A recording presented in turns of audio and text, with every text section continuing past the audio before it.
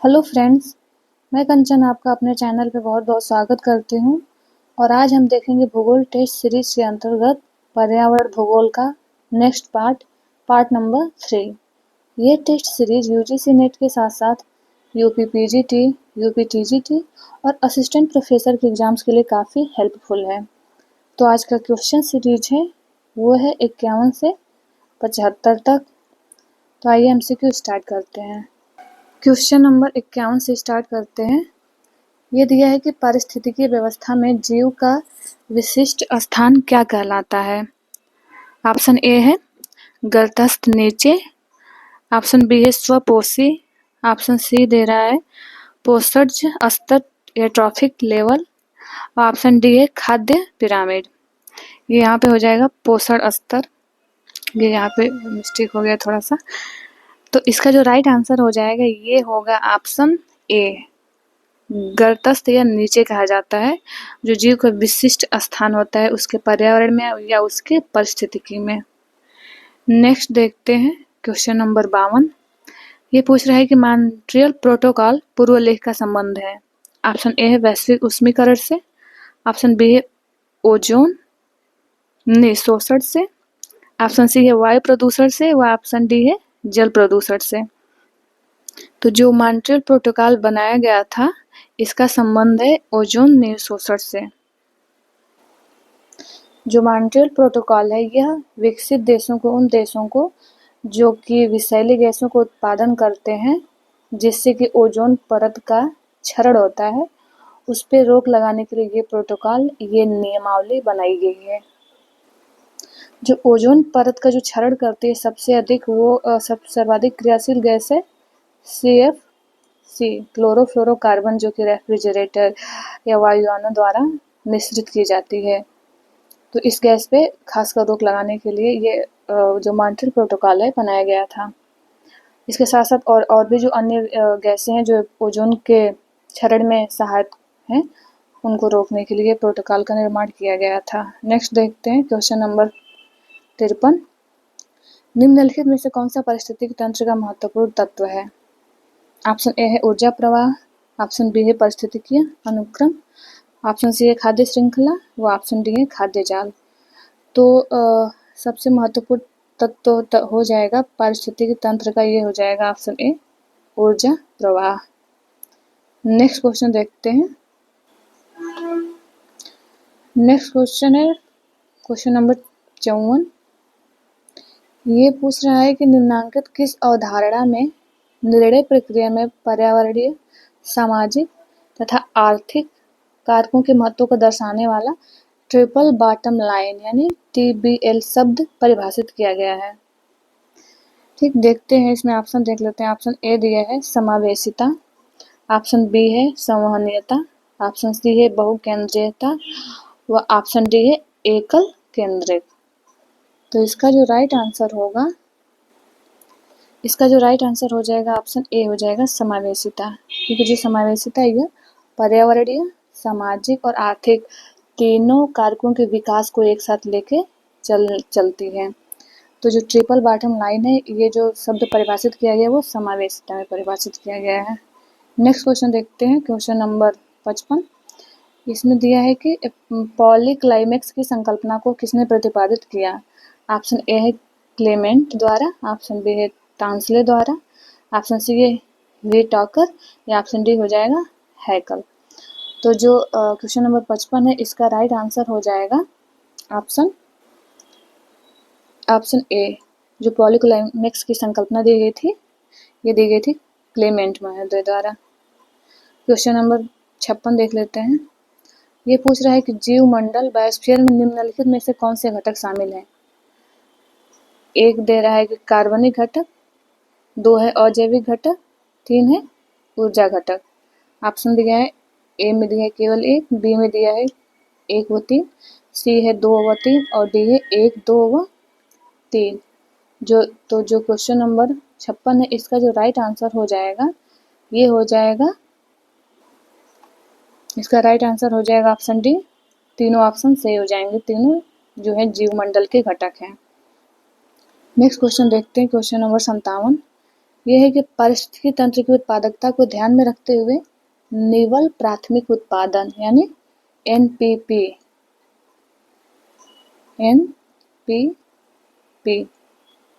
होता है। तो एनपीपी क्या होता है देखते हैं क्या ऑप्शन दिया है। एनपीपी मतलब नेट प्राइमरी प्रोडक्शन। देखिए ऑप्शन ए में दिया है सकल प्राथमिक उत्पादन और उत्पादित कुल ऊर्जा।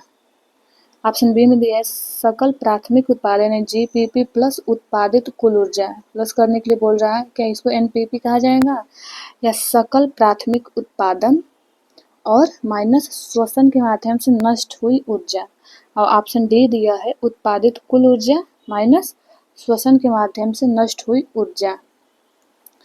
तो जो एनपीपी होगा नेट प्राइमरी प्रोडक्शन होगा, ये हमें मिलता है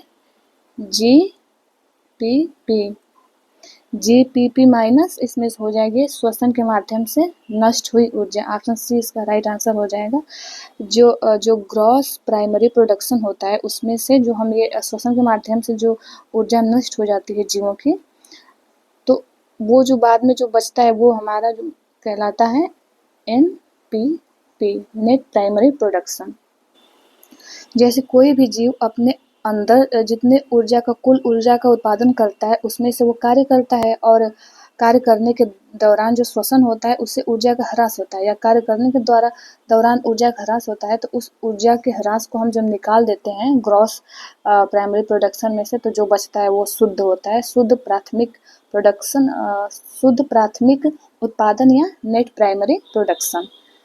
तो इसका राइट आंसर हो गया सी। नेक्स्ट क्वेश्चन देखते हैं, क्वेश्चन नंबर 58।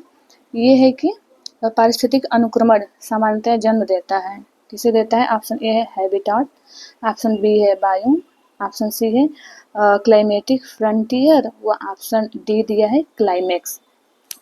तो क्वेश्चन नंबर 58 का क्या हो जाएगा राइट आंसर। इसका राइट आंसर हो जाएगा ऑप्शन डी क्लाइमेक्स। ठीक, पारिस्थितिक अनुक्रमण जन्म देता है क्लाइमेक्स को।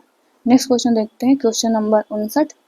ये पूछ रहा है कि राष्ट्रीय जैव विविधता अधिनियम कब अस्तित्व में आया था। ऑप्शन ए है 2003, ऑप्शन बी है 2002, ऑप्शन सी है 2005 और ऑप्शन डी है 2004। तो जो जैव विविधता अधिनियम हमारा आया था, ये आया था ऑप्शन बी राइट हो जाएगा इसका 2002 में। और जो राष्ट्रीय जैव विविधता अधिनियम है इसका जो मुख्यालय है, इसका मुख्यालय जो है ये है चेन्नई में, चेन्नई तमिलनाडु में। ठीक, नेक्स्ट क्वेश्चन देखते हैं, क्वेश्चन नंबर 60। ये दिया है कि निम्नलिखित कथनों में से कौन जीव मंडल के बारे में सही नहीं है। हमें ये पूछ रहा है कि जीव मंडल के बारे में कौन सा कथन गलत है, ये बताना है। ऑप्शन ए है कि जीव मंडल की औसत मोटाई लगभग 30 किलोमीटर है। ऑप्शन बी दे रहा है कि जीव मंडल के जैविक एवं अजैविक संघटक एवं ऊर्जा ये सब संघटक होते हैं। ऑप्शन सी है इसके दो प्रमुख तंत्र हैं जैसे स्थलीय एवं जलीय। ऑप्शन डी है कि उसकी ऊपरी सीमा वायुमंडल मात्र ऑक्सीजन की उपलब्धता द्वारा निर्धारित होती है। तो कौन सा ऑप्शन सही नहीं है इसमें से हमें बताना है। तो इसका जो राइट आंसर हो जाएगा ये हो जाएगा ऑप्शन डी। ये जो कह रहा है कि मात्र ऑक्सीजन की उपलब्धता द्वारा ही वायुमंडल में जीवमंडल की जो सीमा है निर्धारित की जाती है, तो ये सही नहीं है। नेक्स्ट क्वेश्चन देखते हैं। बाकी तो इसमें से ये जो 30 किलोमीटर लगभग मोटाई ये भी सही है। जैविक एवं अजैविक संघटक एवं ऊर्जा संघटक होते हैं, और दो प्रमुख तंत्र में देखा जाए तो स्थलीय और जलीय प्रमुख तंत्र है दो जीवमंडल के। ठीक, क्वेश्चन नंबर जो 61 है ये है कि निम्नलिखित में से स्वमंडल में सापेक्षित रूप से अक्रिय नाइट्रोजन के विशाल भंडार का मुख्य स्रोत कौन सा है। नाइट्रोजन के विशाल भंडार का ऑप्शन ए है ज्वालामुखी गतिविधियां, ऑप्शन बी है जीवाश्म ईंधन जलना, व ऑप्शन सी है अम्ल वर्षा, व ऑप्शन डी है वैश्विक उष्मन।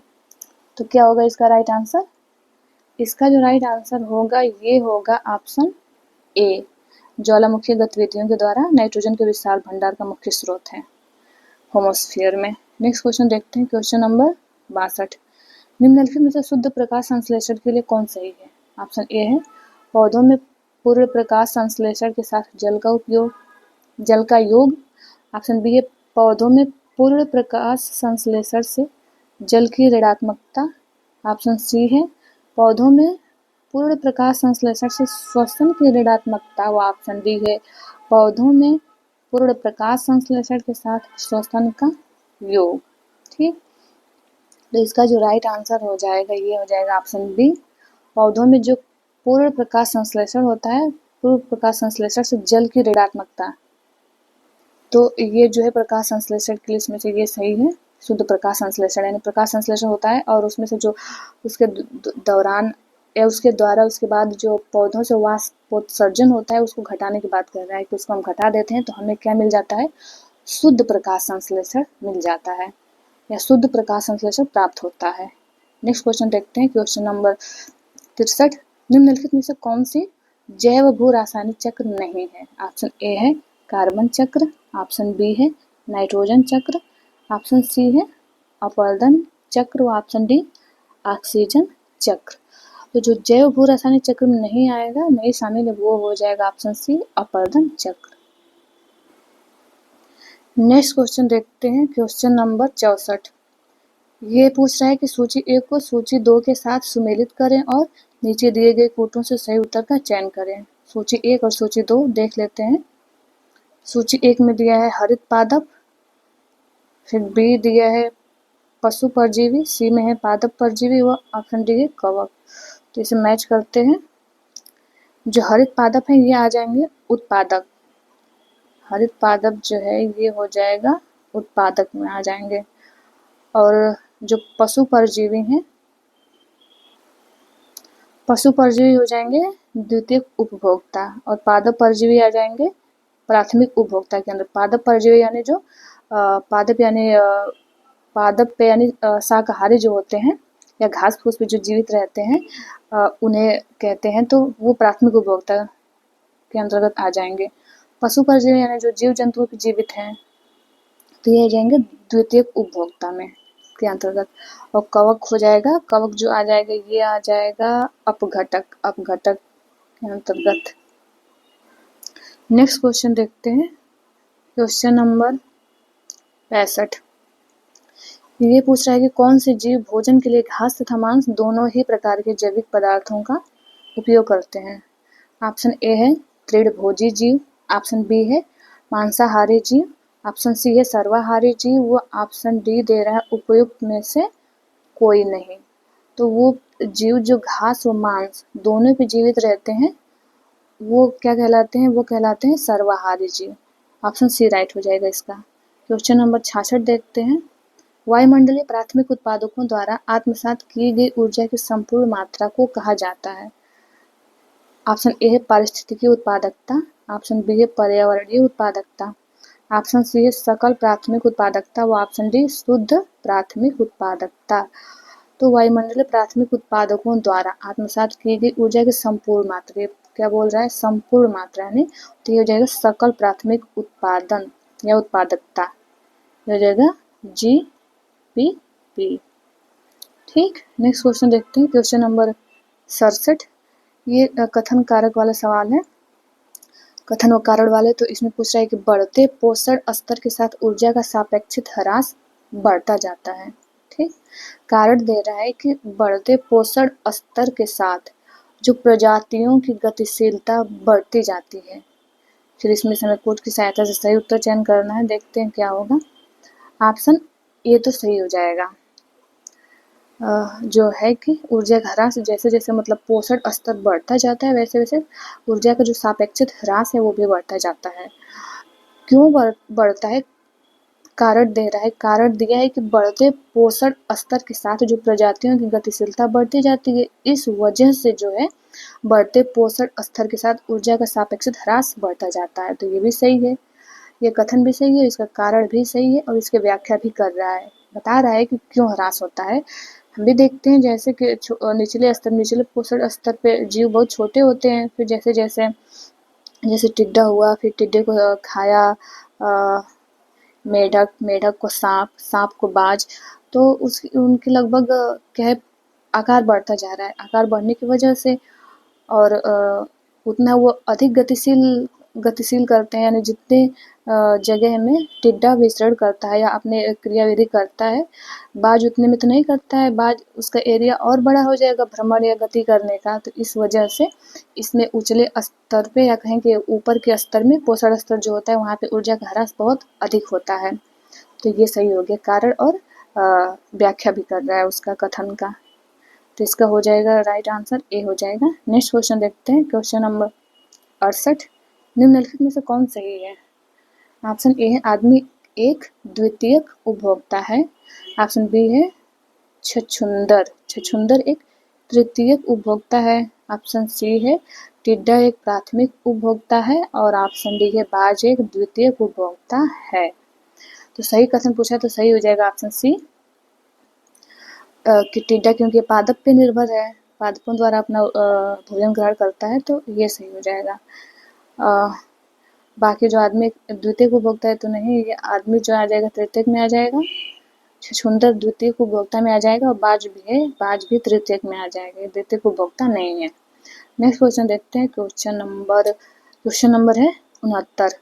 मृत और सड़नशील कार्बनिक पदार्थ का अकार्बनिक मृदा पुष्टि कारक में परिवर्तित होना इनके द्वारा है। किनके द्वारा है देखते हैं। ऑप्शन ए है उपभोक्ताओं द्वारा, ऑप्शन बी है उत्पादकों द्वारा, ऑप्शन सी है अपघटकों द्वारा, और ऑप्शन डी है श्रेणीकरणीय प्रक्रियाएं।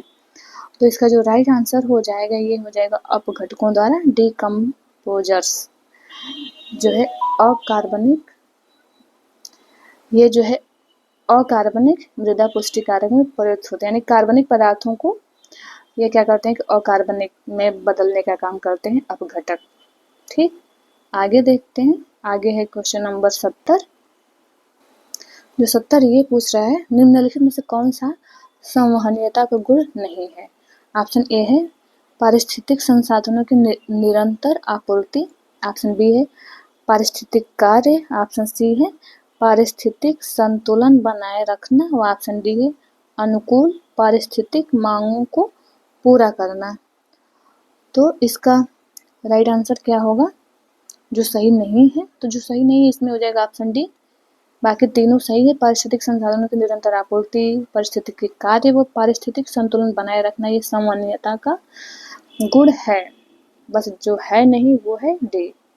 नेक्स्ट क्वेश्चन देखते हैं, क्वेश्चन नंबर 71। निम्नलिखित में से कौन सा पृथ्वी पर विद्यमान ऑक्सीजन का सबसे बड़ा भंडार है। ऑप्शन ए है स्थलमंडल, ऑप्शन बी है वायुमंडल, ऑप्शन सी है जलमंडल, और ऑप्शन डी जीवमंडल। तो सबसे जो बड़ा स्रोत हो जाएगा, भंडारण हो जाएगा, ये हो जाएगा ऑप्शन डी जीवमंडल। नेक्स्ट क्वेश्चन देखते हैं, क्वेश्चन नंबर 72। ये है कि मिलानकोविच चक्र मुख्य रूप से प्रभावित करता है किस चीज को। ऑप्शन ए है जलवायु परिवर्तन को, ऑप्शन बी है अपरदन चक्र को, ऑप्शन सी है ओजोन क्षरण को, ऑप्शन डी है जलीय चक्र को।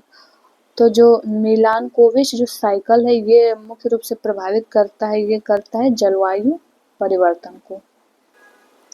देखिए जो ये मिलानकोविच जो चक्र है यह एक प्रकार का कहें तो पृथ्वी की कक्षा में होने वाले बदलावों का एक समूह है, जिसके कारण सूर्यातप में उतार चढ़ाव हमें देखने को मिलता है। और जब सूर्यातप में उतार चढ़ाव देखने को मिलेगा तो उससे हमारे जलवायु पे प्रभाव तो पड़ेगा ही, जलवायु में परिवर्तन देखने को मिलेगा। इसलिए जो ये जो चक्र है ये जलवायु परिवर्तन से संबंधित है, इसको प्रभावित करता है हमारे जलवायु को। ठीक, नेक्स्ट देखते हैं, क्वेश्चन नंबर 73 है लियोपोल्ड मैट्रिक्स संबंधित है। ऑप्शन ए है नगरीकरण से, ऑप्शन बी है वैश्विक उष्मन से, ऑप्शन सी है चारुवाद की जीवन चाह से, व ऑप्शन डी है पर्यावरणीय प्रभाव मूल्यांकन से। तो इसका क्या राइट आंसर हो जाएगा? जो लियोपोल्ड मैट्रिक्स है ये पर्यावरणीय प्रभाव मूल्यांकन से संबंधित है। इस मैट्रिक्स के तहत पर्यावरणीय प्रभाव का मूल्यांकन किया जाता है। ठीक, अगला क्वेश्चन देखते हैं, क्वेश्चन नंबर 74। इसमें दिया है कि निम्नलिखित में से कौन पारिस्थितिक संतुलन के लिए आवश्यक नहीं है। ऑप्शन ए है नवीकरणीय ऊर्जा संसाधनों का उपयोग, ऑप्शन बी है निर्वनीकरण पर नियंत्रण, ऑप्शन सी है संसाधनों का संरक्षण, व ऑप्शन डी है विकासशील देशों का औद्योगिकरण। तो जो क्वेश्चन नंबर 74 इसका राइट आंसर हो जाएगा ऑप्शन डी, विकासशील देशों का औद्योगिकरण।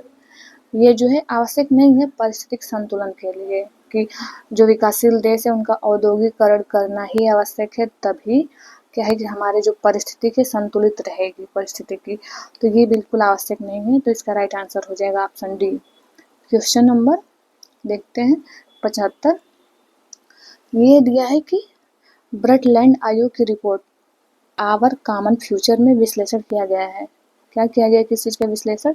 ऑप्शन ए है हिंद महासागर की सुरक्षा का, ऑप्शन बी है दक्षिण एशियाई सहयोग, ऑप्शन सी है यूरोप की साझा सुरक्षा का, व ऑप्शन डी है पर्यावरण विकास अंतर संबंध का। तो जो क्वेश्चन 75 है, जो आवर कॉमन फ्यूचर है, ये विश्लेषण किया गया इसके अंतर्गत ऑप्शन डी हो जाएगा इसका राइट आंसर, पर्यावरण विकास अंतर संबंधों का। इसके तहत जो ब्रटलैंड आयोग है ये आयोजित की गई थी 1987 ईस्वी में, यूएन द्वारा की गई थी। तो इसमें आवर कॉमन फ्यूचर में बताया गया कि या फिर कहेंगे इसमें चर्चा की गई है पर्यावरण विकास अंतर संबंध, यानी पर्यावरण और विकास कैसे साथ साथ चल सकते हैं। तो ये रहा आज का लास्ट क्वेश्चन। फिर मिलते हैं नेक्स्ट वीडियो में, और ये वीडियो देखने के लिए आप लोगों का बहुत बहुत धन्यवाद।